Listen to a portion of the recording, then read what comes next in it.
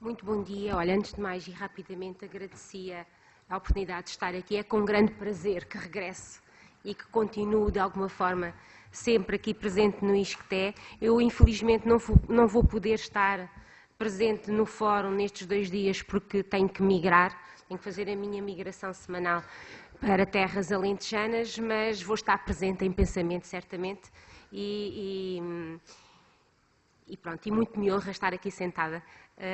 A comunicação que eu vou apresentar tem uma dupla autoria, foi escrita em 4 mãos, pelo António Firmino da Costa e por mim própria. Ela enquadra-se num programa de pesquisa alongado que tem vindo a ser desenvolvido no âmbito do Observatório das Desigualdades e que incorpora outras pessoas para além de nós os dois. Aqui já foi referido de manhã, nomeadamente pela Helena Carreiras, de que nos últimos tempos houve como que uma redescoberta pública de que as desigualdades existem, se têm vindo a intensificar, são complexas e têm múltiplos efeitos cumulativos na forma como nós nos relacionamos, quer internamente dentro dos Estados, quer nas relações interestatais. O Frederico, na sua comunicação, já nos apresentou algumas dimensões muito significativas dessas desigualdades, reportadas em particular às desigualdades de rendimento, à polarização social que isso implica, à pobreza, à marginalidade, à desesperança que elas também incorporam quando afetam segmentos muito particulares da população, em particular os jovens e por aí fora. Nós aqui nesta comunicação queremos dar continuidade àquilo que tem sido o nosso foco analítico já há mais de 2 décadas, para mim, para o António mais ainda e para os outros que participam na equipa com incidências variáveis, que é as desigualdades de classe, e queremos analisar essas desigualdades de classe explorando as interseções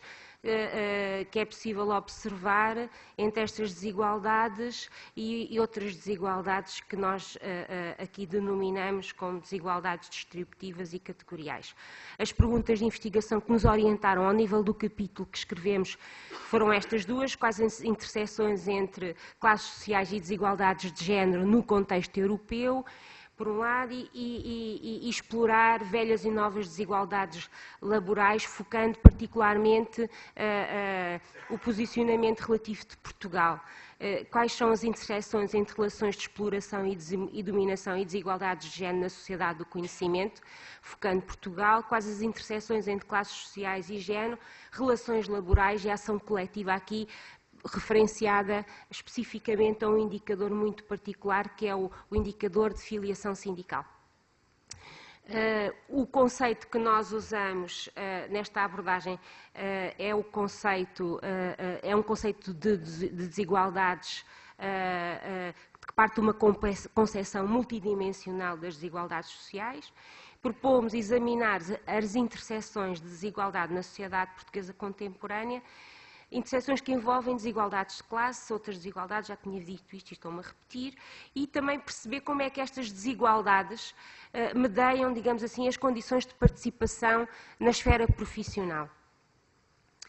A tipologia que vamos usar, eu creio que é conhecida por todos vós, é a tipologia que tem como autoria o João Ferreira de Almeida, o António Firmino da Costa e o Fernando Luís Machado, que permite captar uma vertente estrutural das relações de classe social, e fazemos, contudo, a ressalva de que a análise das desigualdades de classe abrange também vertentes culturais e vertentes ligadas aos estilos de vida e à ação coletiva. A informação substantiva que suporta a análise que vamos apresentar é sustentada nos dados do European Social Survey 2014, e toma por referência a população com 25 a 64 anos. Nesta figura, nós apresentamos uma perspectiva diacrónica dos processos de reconfiguração estrutural que têm vindo a acontecer no plano europeu ao nível da estrutura de classes. Na legenda vocês podem ver também o peso relativo que cada uma das posições de classe tem de forma agregada na Europa como um todo. Percebemos que,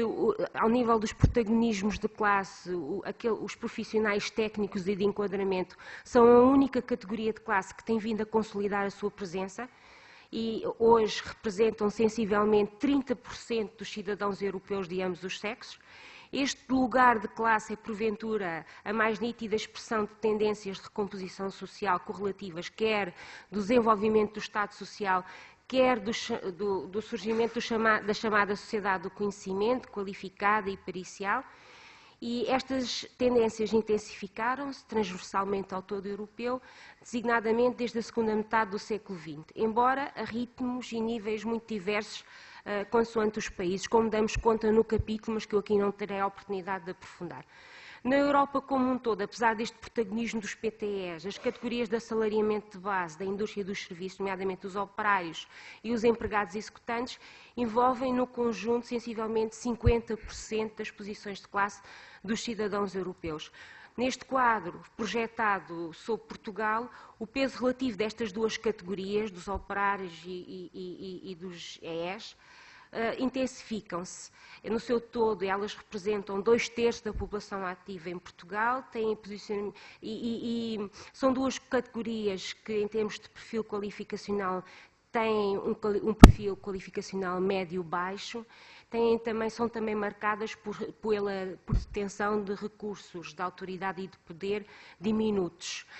nas hierarquias das organizações. Em algumas propostas operatórias, como sabemos, elas aparecem por vezes agregadas numa única categoria de classe trabalhadora, mas, como podemos observar pelas interseções entre classe e género, elas têm perfis muito diversos. O operariado, que representa sensivelmente 42,7% da população masculina dos 25 aos 64 anos, é uma posição de classe muito masculinizada, embora envolva ainda cerca de 1/4 da população feminina, e enquanto os empregados executantes, pelo contrário, é uma categoria muito feminizada, envolvendo sensivelmente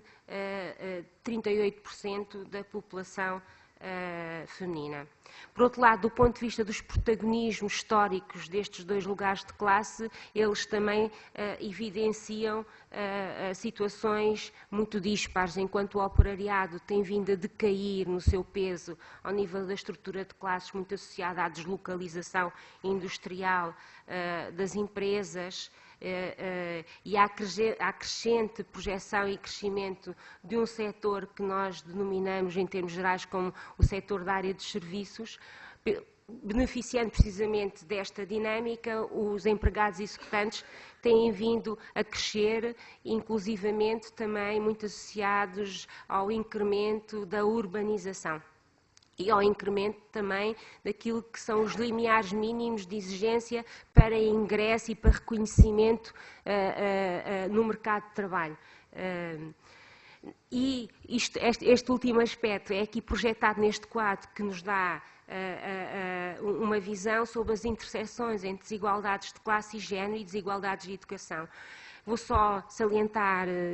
um aspecto que me parece particularmente relevante, que é a importância que, particularmente para as mulheres, as qualificações têm na possibilidade de ingresso qualificante e de posicionamento social qualificante. 91,7% das mulheres posicionadas nos PTEs, profissionais técnicos de enquadramento, correspondente a uma classe média assalariada, têm ensino superior. O contraste é muito evidente com a distribuição masculina. Por exemplo, no secundário, só 4% das mulheres PTEs que têm perfil qualificacional de nível secundário têm presença nesta classe, contrariamente aos homens, que são mais do que 1/4. Outro contraste, os homens posicionados nos EDLs, mais de 40%, não têm mais do que o ensino básico. Este também é o nível que caracteriza a esmagadora maioria da população, ou dos cidadãos portugueses, que, como vimos atrás, têm posicionamentos sociais de classe nos operários e nos empregados executantes. no operariado em particular, 77% não tem mais do que o ensino básico. E isto é um desafio estrutural muito significativo que Portugal tem que enfrentar definitivamente para poder reposicionar-se e melhorar a sua posição relativa num contexto alargado europeu. Aqui,